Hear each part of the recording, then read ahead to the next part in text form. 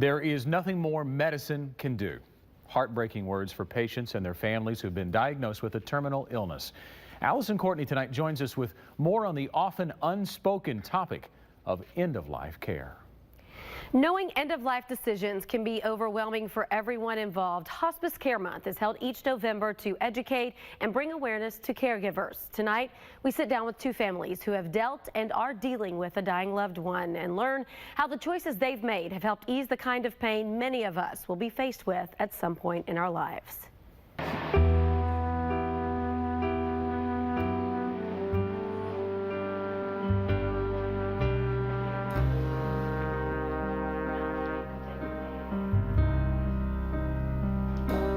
Do you remember where we lived? Uh-huh. Where? That was in Jacksonville, wasn't it? Yes. Remembering gets tougher and tougher for 84-year-old Norma Bisgood. Do you remember those outfits? Huh? Do you remember picking out those outfits? Oh, yeah.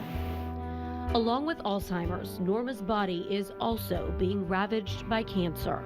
I have three sisters, and the four of us are here 24/7 because she did a lot for us growing up, so we're going to do this for her.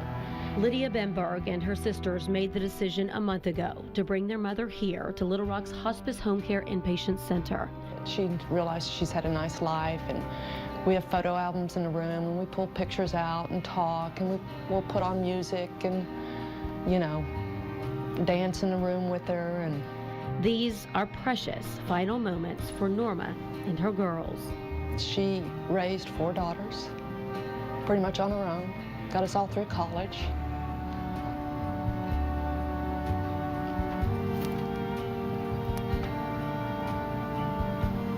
Love them all. Glenn Ballard knows exactly what they are going through. I'm so thankful for that.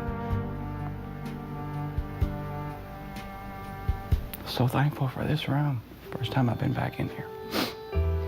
Just over a month ago, Glenn stood next to this bed with his two brothers. Yeah, 6:05 Thursday evening. We were by his side, all three boys, and we got to be here. Gene Ballard, a veteran who loved baseball and fishing, had hardly ever been sick. Wanting to take care of Mom.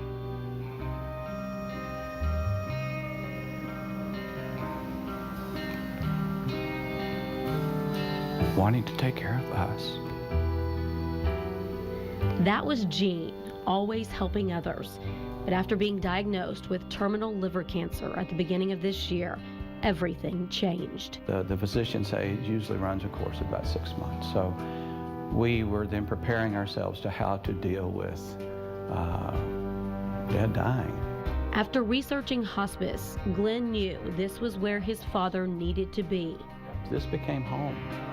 And that was comforting to us, but it was also comforting to him. Glenn says it was the staff here who helped his dad and the entire family learn to cope.